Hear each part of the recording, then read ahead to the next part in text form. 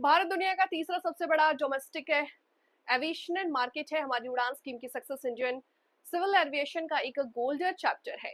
2014 तक भारत में 74 operational airports थे, आज 162 हो चुके हैं। एयरपोर्ट्स की हैंडलिंग कैपेसिटी हर साल 50 करोड़ यात्रियों तक पहुंच चुकी है। भारत आज दुनिया के उन गिने चुने देशों में है जो टेक्नोलॉजी के जरिए यूजर्स एक्सपीरियंस के लिए स्टैंडर्ड सेट कर रहा।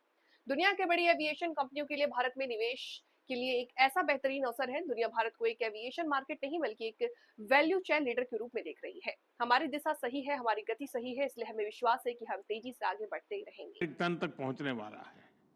साथियों, ये केवल आंकड़े नहीं है, ये नए भारत के पोटेंशियल की एक झलक है और भारत अपने इस पोटेंशियल को मैक्सिमाइज करने के लिए फ्यूचरिस्टिक रोडमैप पर काम कर रहा है। हम वर्ल्ड क्लास एयरपोर्ट इंफ्रास्ट्रक्चर में इन्वेस्ट कर रहे हैं। जैसा नायडू जी ने बताया, 2014 तक भारत में 74 ऑपरेशनल एयरपोर्ट्स थे। आज इनकी संख्या बढ़कर 162 हो चुकी है। इंडियन कैरियर्स ने 2000 से ज्यादा नए एयरक्राफ्ट के लिए ऑर्डर दिए हैं और ये तो अभी शुरुआत है। भारत का एविएशन सेक्टर एक ऐसे टेक ऑफ पॉइंट पर खड़ा है जहां से उसे लंबी और सबसे ऊंची उड़ान भरनी है। और ये उड़ान केवल भौगोलिक सीमाओं को पार नहीं करेगी, बल्कि दुनिया को सस्टेनेबिलिटी, ग्रीन मोबिलिटी और इक्विटेबल एक्सेस की दिशा में भी ले जाएगी। फ्रेंड्स, आज हमारे एयरपोर्ट्स की हैंडलिंग कैपेसिटी हर साल 500 मिलियन यात्रियों तक पहुंच चुकी है। भारत आज दुनिया के उन गिने चुने देशों में है जो टेक्नोलॉजी के जरिए यूजर एक्सपीरियंस के नए स्टैंडर्ड सेट कर रहा है। हम सेफ्टी, एफिशिएंसी और सस्टेनेबिलिटी पर भी उतना ही फोकस कर रहे हैं। हम सस्टेनेबल एविएशन फ्यूल्स की ओर बढ़ रहे हैं, ग्रीन टेक्नोलॉजीज में निवेश कर रहे हैं, कार्बन फुटप्रिंट्स घटा रहे हैं। हम प्रोग्रेस और प्लेनेट की सुरक्षा दोनों सुनिश्चित कर रहे हैं।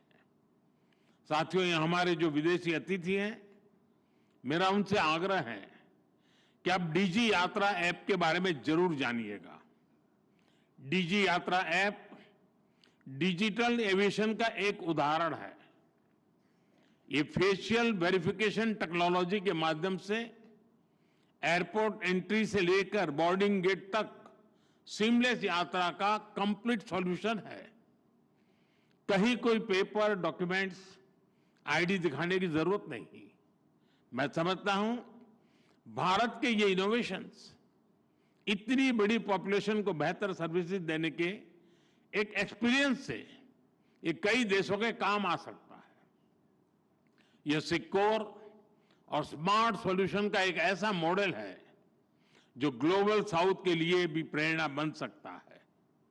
साथियों, भारत के तेजी से एक्सपांड कर रहे एविएशन सेक्टर के पीछे एक और बड़ा कारण है कंसिस्टेंट रिफॉर्म्स।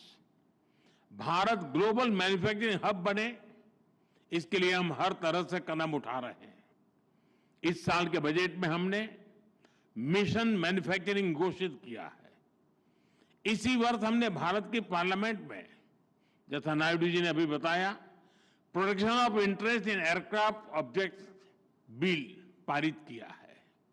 इससे केपटाउन कन्वेंशन को भारत में कानूनी ताकत मिली है। अब एयरक्राफ्ट लीजिंग करने वाली ग्लोबल कंपनियों के लिए भारत में नया मौका खुल रहा है। आप सभी को गिफ्ट सिटी में मिल रही छूट के बारे में भी जानकारी है। गिफ्ट सिटी के इंसेंटिव्स ने भारत को एयरक्राफ्ट लीजिंग का एक अट्रैक्टिव डेस्टिनेशन बना दिया है। साथियों, नया भारतीय वायुयान अधिनियम हमारे एविएशन कानूनों को ग्लोबल बेस्ट प्रैक्टिसेस के अनुरूप बना रहा है। यानी भारत में एविएशन सेक्टर के कानून सहज है, नियमों में सहूलियत है और टैक्स स्ट्रक्चर सरल है। इसलिए दुनिया की बड़ी एविएशन कंपनियों के लिए भी भारत में निवेश के लिए एक बेहतरीन अवसर है। फ्रेंड्स, एविएशन सेक्टर में ग्रोथ का मतलब है नई उड़ान, नए रोजगार और नई संभावनाएं। एविएशन सेक्टर में pilots, crew, engineers, ground staff सभी के लिए नए मौके बने हैं। एक और नया सनराइज सेक्टर उभर रहा है, एमआरओ यानी मेंटेनेंस, रिपेयर और ओवरहॉल। हमारी नई एमआरओ पॉलिसी से भारत को एयरक्राफ्ट मेंटेनेंस का ग्लोबल हब बना के इस दिशा में तेजी आई है। 2014 में भारत में 96 एमआरओ फैसिलिटीज थी। आज इनकी संख्या 154 हो चुकी है। 100% FDI under automatic rule, GST में कटौती, टैक्स रेशनलाइजेशन, ऐसे कदमों ने एमआरओ सेक्टर को नई ऊर्जा दी है। अब हमारा लक्ष्य है 2030 तक भारत को $4 बिलियन का एमआरओ हब बनाना।